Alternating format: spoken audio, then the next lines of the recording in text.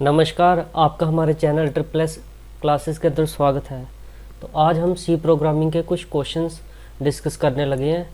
First question है, जैसे कि फर्स्ट इसमें पहला मेन फंक्शन है, उसके अंदर फर्स्ट स्टेटमेंट ये वाली एग्जीक्यूट होगी।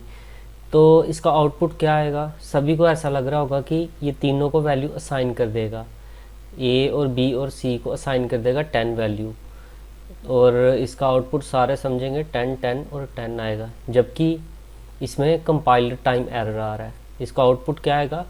Compile time error. क्यों?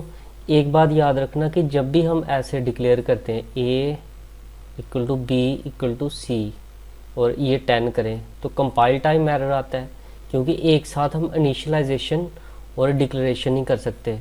लेकिन अगर हम ऐसे करते, पहले डिक्लेयर करते एक स्टेटमेंट में और बाद में असाइन करते,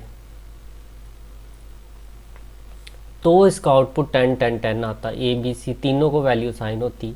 मतलब कि कहने की बात यह है कि डिक्लेरेशन और असाइनमेंट अलग अलग स्टेटमेंट में हो तो सक्सेसफुली कंपाइल और एग्जीक्यूट होता है, और अगर एक ही स्टेटमेंट में डिक्लेरेशन करें और असाइनमेंट भी करें तो कंपाइल टाइम एरर आता है। तो इस प्रोग्राम का आउटपुट होगा कंपाइल टाइम एरर। चलिए हम सेकंड क्वेश्चन करते हैं। अब सेकंड क्वेश्चन हमारा एरे के ऊपर बेस्ड है। जैसे कि हम जानते हैं कि एरे की इंटरनल रिप्रेजेंटेशन कैसे होती है? पॉइंटर के थ्रू। ठीक है, जैसे कि हम लिखते हैं इंट, ये एक सेकंड,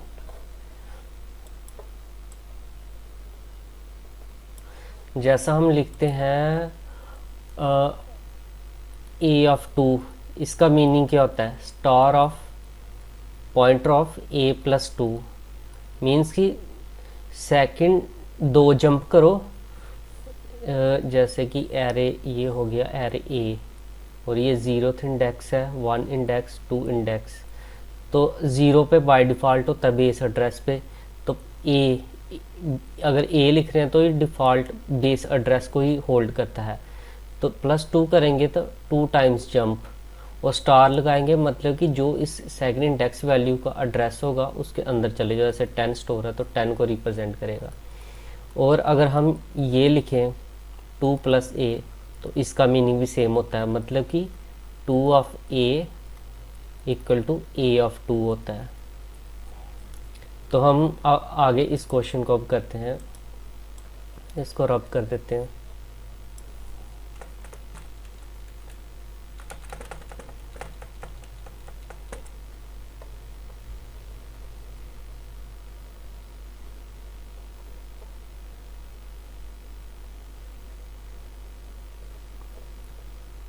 सफिशेंट है इतना स्पेस। हाँ, तो यहाँ पे क्या हुआ? एरे फर्स्ट स्टेटमेंट में क्या हुआ? एरे डिक्लेयर हुआ x, और उसके अंदर वैल्यू होंगी 0th इंडेक्स पे हो गई 10, फर्स्ट इंडेक्स पे हो गई 20, और सेकंड इंडेक्स पे हो गई 30, और थर्ड इंडेक्स पे हो गई 40, और फोर इंडेक्स पे हो गई 50। तो बाय डिफ़ॉल्ट सपोज कर लो x का 100 एड्रेस है, ये 104 हो गया, और 108 हो गया, और 112 और 116। हम डिफ़ॉल्ट मान रहे हैं कि इंटीजर 4 बाइट का मान रहे हैं हम, तो 4 ले रहा है। अब देखो फर्स्ट क्या कह रहा है? x ऑफ 4 मीन्स कि 4 इंडेक्स पे, तो इसका क्या आएगा? 0th 1 2, इसका आउटपुट आ जाएगा 50। और 3 ऑफ x हमने अभी थोड़ी देर पहले पढ़ा था। 3 ऑफ x लिखें या x ऑफ 3 लिखें वो बराबर होता है। क्यों? क्योंकि इसका मतलब होता है स्टार ऑफ 3 + x, और इसको हम इस तरह से भी लिख सकते हैं स्टार ऑफ x + 3। तो ये x ऑफ 3 बन गया। तो इसका क्या आउटपुट आएगा? 3 ऑफ x का थर्ड इंडेक्स की वैल्यू, तो 40 आ गया।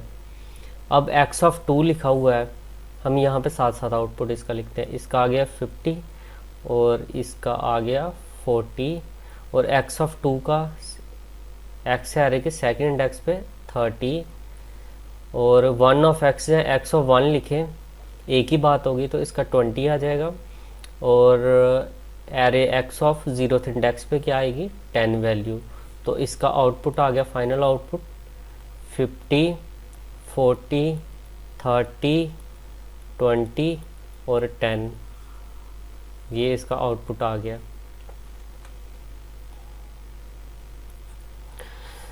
तो अब नेक्स्ट क्वेश्चन की तरफ बढ़ते हैं। इसमें क्या किया हुआ है, इसमें स्टूडेंट को ज़्यादातर इस हैश एक गलती स्टूडेंट को ये लगती है कि जब प्रोग्राम ये लिखते हैं टाइप करते हैं तो यहाँ पे टर्मिनेटेड डाल देते हैं, जबकि डिफाइन स्टेटमेंट में कभी टर्मिनेट नहीं आता। तो जहाँ पे हमने डिफाइन किया हुआ अगर स्केयर फंक्शन कोई होगा उसकी जगह ये लिखा जाएगा।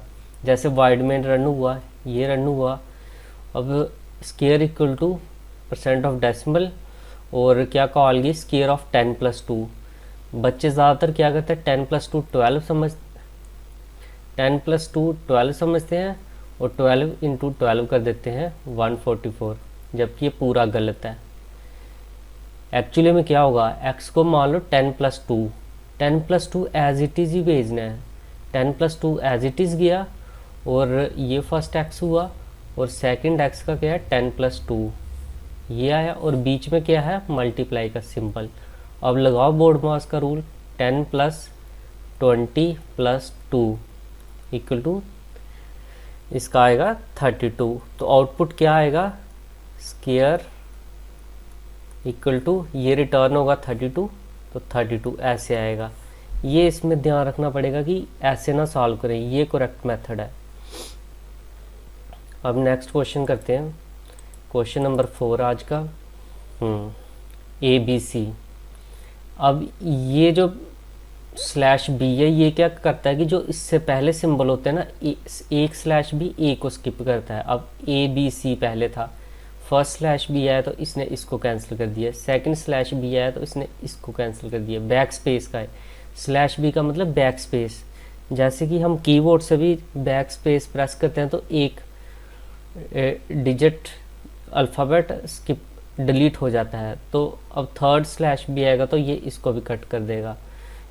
इतना एग्जीक्यूट में कुछ नहीं आउटपुट आएगा और उसके बाद आएगा इन्फो वर्ल्ड /n से नेक्स्ट लाइन में आ जाएगा, एक लाइन स्किप कर देगा और ये आउटपुट आ जाएगा इन्फो वर्ल्ड। तो इस प्रोग्राम का ये आउटपुट होगा इन्फो वर्ल्ड। अब सेकंड क्वेश्चन फिफ्थ क्वेश्चन की तरफ बढ़ते हैं। फिफ्थ क्वेश्चन हमारा ये है टर्नरी ऑपरेटर के ऊपर, जिसमें हमारी फर्स्ट स्टेटमेंट ये डिक्लेयर की हुई है। इसमें कुछ गलती मुझे लग रही है,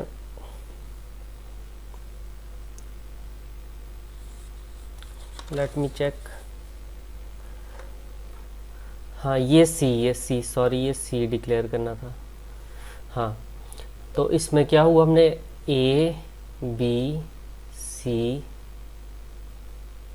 बी नहीं है, ए वेरिएबल डिक्लेयर किया और सी वेरिएबल डिक्लेयर कर दिया जिसमें 2 वैल्यू है और डी वेरिएबल डिक्लेयर किया, डी में है 5 और ई में है 10 वैल्यू। तो सबसे पहले स्टेटमेंट यहाँ से एग्जीक्यूट होती है, C is greater than true, yes true. जब ट्रू होगा तो ये इतने को एक मानता है। ये टर्नरी बेसिकली होता क्या है, कंडीशन एक्सप्रेशन 1 और उसके बाद एल्स एक्सप्रेशन वाला होता है। ये इफ़ वाला एक्सप्रेशन होता है और ये एल्स वाला होता है। अगर कंडीशन ट्रू हुई तो ये डॉट से पहले वाला सिलेक्ट हो जाएगा, ये डॉट से पहले वाला, अब ये सिलेक्ट हो गया ये पोर्शन।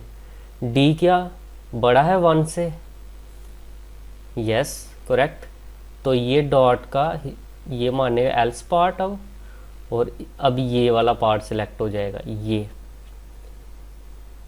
मैं कलर चेंज कर लेता हूँ फिर जल्दी समझ आएगा आपको, ये पार्ट सिलेक्ट हो जाएगा। अब ई ग्रेटर देन 1 है, ट्रू, तो ये 100 सेलेक्ट हो जाएगा। मीन्स कि अब रिटर्न क्या होगा, इधर को ये 100 की वैल्यू जाएगी सीधा यहाँ से यहाँ में, मतलब कि ए 100 हो गया। तो अब ए इक्वल टू %d, ये वैल्यू यहाँ पे प्रिंट होगी। तो प्रिंट क्या होगा अब 100 की वैल्यू। तो ये हमारे प्रोग्राम का आउटपुट हो गया। इसमें टर्नरी वेरिएबल का यूज़ किया गया था, टर्नरी ऑपरेटर का, इसको कहते हैं टर्नरी ऑपरेटर। टर्नरी, मैं थोड़ा इसको एक्सप्लेन कर देता हूँ। टर्नरी ऑपरेटर क्या है, अल्टरनेट है इफ़ एल्स का। इफ़ जैसे कंडीशन होती है ना, तो अगर ट्रू हो तो एक्सप्रेशन 1 होगा, अगर एल्स हो तो एक्सप्रेशन 2 एग्जीक्यूट होगा।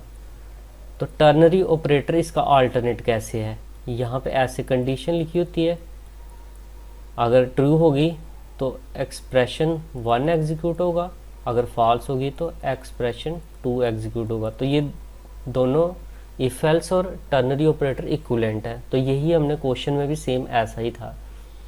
आशा करता हूँ कि आपको हमारा वीडियो पसंद आया होगा। अगर अच्छा लगे तो हमारे चैनल को सब्सक्राइब कीजिए और वीडियो को लाइक कीजिए और हमारे वीडियो को शेयर कीजिए। Thank you.